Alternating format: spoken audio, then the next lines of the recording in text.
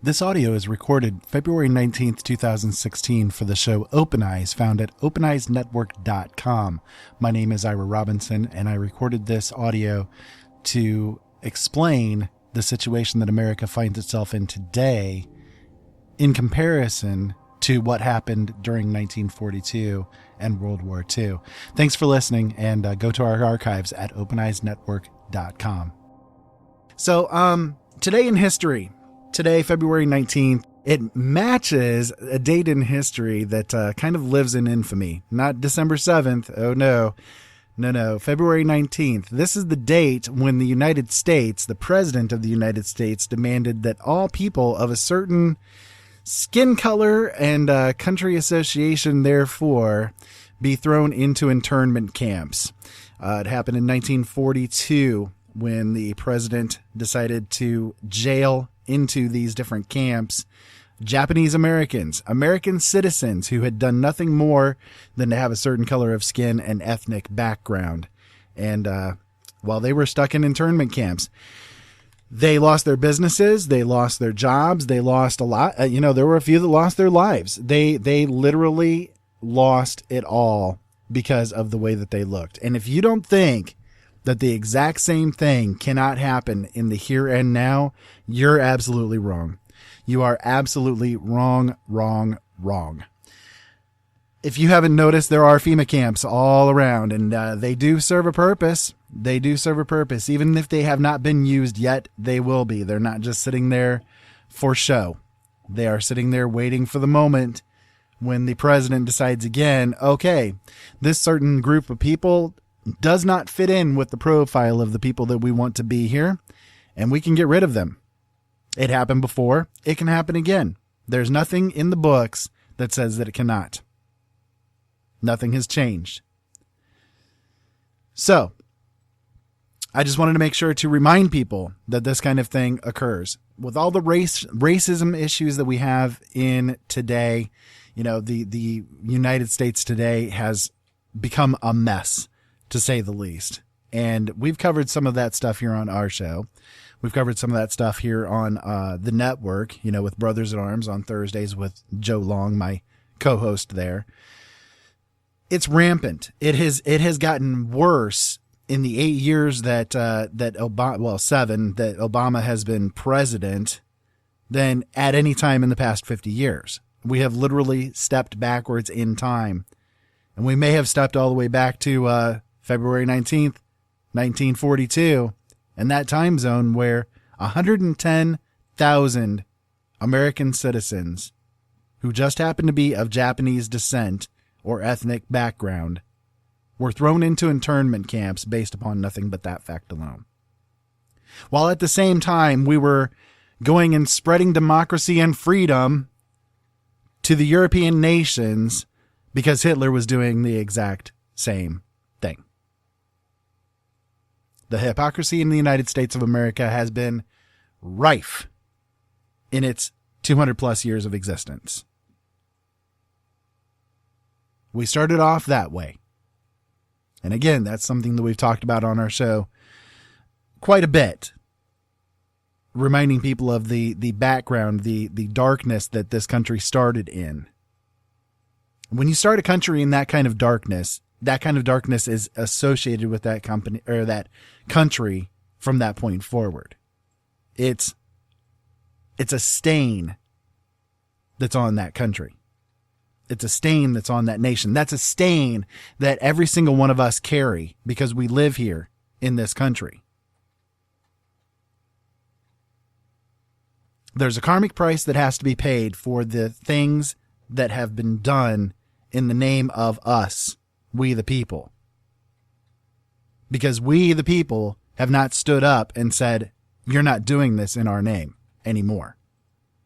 We've not stood up and said, no more of this ethnic cleansing that we see going on in the Middle East. No more of this vendetta against these people over here just because they have our oil underneath their dirt. No more of going and destroying entire families based upon the fact that they happen to be at a funeral where somebody may have been and has to have a drone strike against them that destroys entire acreages worth of land in one shot. A nice long distance kill. I've heard people talking about how snipers are cowards because they kill from a distance without any warning. Well, what do you think the drone strikers do? They're worse. They're worse because they take out more than one at a time. All of these things have been done in our name. We have paid our taxes. Right now is tax time here in the United States. Quote unquote. Even though that was never ratified. So this time of year, we're paying, we're announcing that we've paid our taxes. We're acknowledging that we've given them the money. They take that money and they use our money. It's our money to go and do these different activities that they do. To go into the Middle East and destroy entire countries just because our oil is underneath their dirt. Or because the poppy fields have to be watched over. Or because Big Pharma needs to get a foothold in there. Or because the leader of that country doesn't have the central bank and doesn't want to bring the central bank in and needs to be eliminated. All these reasons and more are the reasons why we're doing the things that we're doing in the Middle East. Not because we're spreading democracy. That's bull. Every bit of that is a lie and has been proven to be a lie over and over and over again. And if you believe it, you need to go to a different show. Because this isn't for you. If I sound like I'm on a bit of a tear tonight, I am. I have been hit with all kinds of stupidity over the past few days, and it really has gotten to the point that I cannot take it anymore without speaking my mind about it. Like I said, today is a day that should live in infamy. Why people don't remember February 19th of 1942, I don't know, but that is a dangerous time. That was a dangerous day here in the United States of America, because that was the day that we had to realize that the United States of America is not what it was claimed to be. When you can take an American citizen and for no reason other than the color of his skin, throw him into an internment camp, that's not what this country was designed to do. It's what this company is designed to do, but it's not what this country was designed to do. Ever since that point in time, we have been under that state of darkness because nobody cried out about it then, and nobody still cries out about it today. You don't see people marching in the streets over 110,000 people losing their lives and their livelihood just because they were Japanese American. No, that little factoid has been forgotten basically from history. So it's a dark time, it's a dark day, and it's one that we need to remember. December 7th, sure, we can remember that because people lost their lives then too. People lost their lives in an assault upon this country and upon us, we the people, for yet another lie. Yet another great example of the false flags that happen to rile up the American machine into yet another state of war. This nation, this United States that we're living in, this area of land that we're living in, has been at war, do you people realize, has been at war for every year that it has existed except for 35. 250 years worth of existence almost. And only 35 of those years we have not been in war with somebody. I mean, that's pretty damn frightening, people. We are literally a warmongering nation who does it all underneath the guise of spreading democracy and freedom to the rest of the world.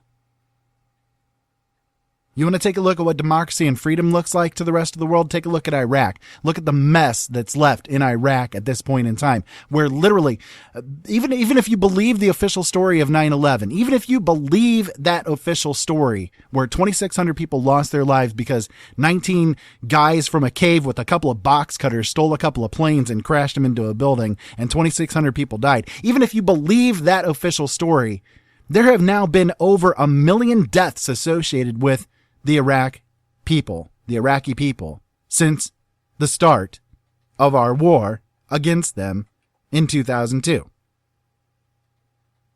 Over 1 million people. We are responsible for over 1 million deaths as a vendetta against 2,600 deaths. Hasn't the price been paid? Why are we still there? Why are we still in Afghanistan? Why are we still in Pakistan? Why are we messing around in Syria? It's because this war machine is based upon the fact that they need to have perpetual war as a state of being. They have to have it. The military-industrial complex demands it. We should change the name of it. It's not just the military-industrial complex. It's the military-industrial pharmaceutical complex, because all three of them are tied together. All three of them are essentially one and the same. They require perpetual war to go on, and they fund both sides. It's not you and me that benefit from any kind of war. You and I do not benefit from one single facet of war. The only thing that it does to us is destroys our families, destroys our livelihoods, and destroys our lives. That's the only thing war does for you and I.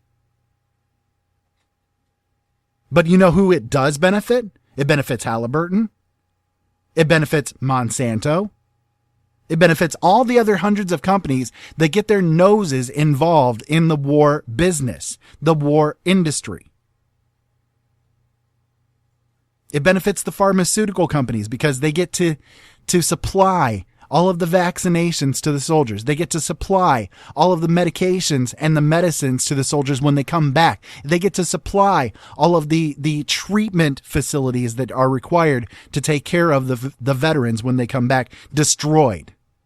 If they're even taken care of to begin with. After all, the Veterans Administration is responsible for letting over 100,000 soldiers die while waiting to get assistance from the VA.